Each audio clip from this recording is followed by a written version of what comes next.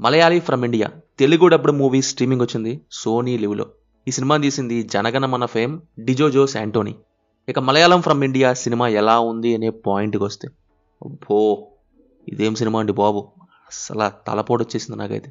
అసలు ఏం బాలేదు. నేనైతే మొదటి 10 నిమిషాలకి డెడ్ స్లీప్. కోసేపు ఆగేసి తర్వాత చూడడానికి నా కళ్ళతో ఒక మినీ యుద్ధమే చేయాల్సి వచ్చింది. అయినా అసలు ఆ ఫస్ట్ హాఫ్కి సెకండ్ హాఫ్కి 1% అయినా కనెక్షన్ ఉందండి. అనుకోకుండా వేరే ఏదో డ్రాఫ్ట్ యాడ్ అయిపోయినట్టుగా ఉంటుంది. ఆ ఫస్ట్ హాఫ్లోని 2 క్యారెక్టర్స్ అయినా పోస్టర్స్లో చూపించిన ప్రమోట్ చేసిన వీళ్ళిద్దరూ ఆ పోస్టర్స్ కోసమే వచ్చిన వాళ్ళలాగా అవుతారు. మళ్ళీ ఇంకో ప్రొడ్యూసర్ దొరకరేమో అనుకున్నారేమో, పొలిటికల్ రుద్దుల్లో అన్నీ వేసి పడేశారు. కోసేపు మన మెయిన్ క్యారెక్టర్స్ బ్రెయిన్లెస్ ఫెలోస్ లాగా క్రియేట్ చేస్తారు, కాసేపు సోమరపోతుల్లాగా చూపిస్తారు. కోసేపు హీరోయిన్తో లవ్ ట్రాక్ అంటారు, కోసేపు ఇండియా అంటారు, మా పార్టీయే గెలిసిద్ది అంటారు, కోసేపు రిలీజియన్ గొడవలు అంటారు, ఇంకోసేపు ఇండో పాక్ అంటారు. ఇంకా చివరిలో వచ్చి గోపి ఫ్రమ్ ఇండియా చదువుకోండి ఫస్ట్ అని చెప్పేసి కథం టాటా బాయ్ బాయ్ అని బాధేశారు. చదువుకోండి అని చెప్పడానికి ఇంత ఎందుకండి? అయినా చదువుకోండి అని చెప్పడానికి దాంట్లో కూడా ఇండో పాక్ అవసరమా? ఇరికించాల్సిందేనా? ఆల్రెడీ స్పై అన్నా అవే, ఫైటర్ జెట్స్ అన్నా అవే, మ్యాక్సిమం ఎడ్యుకేషన్లో కూడానా?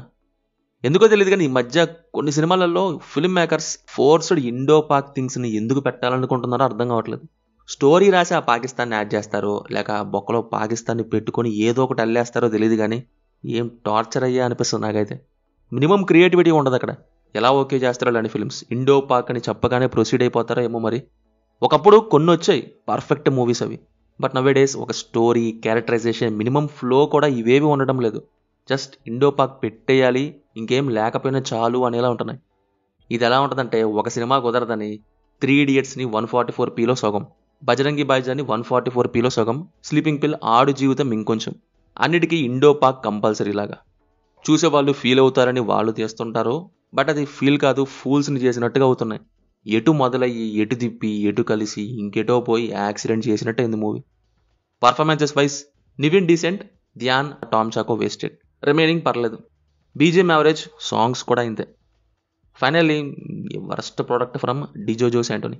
డిజో జోస్ ఇవన్నీ పక్కన పెట్టేసి ముందు ఆ జనగణమన సీక్వెల్ ప్రీక్వెల్ ఇస్తే బాగుండేది. కొంచెం ఆ పని మీద ఉండాల్సిందిగా డైరెక్టర్కి నా మనవి.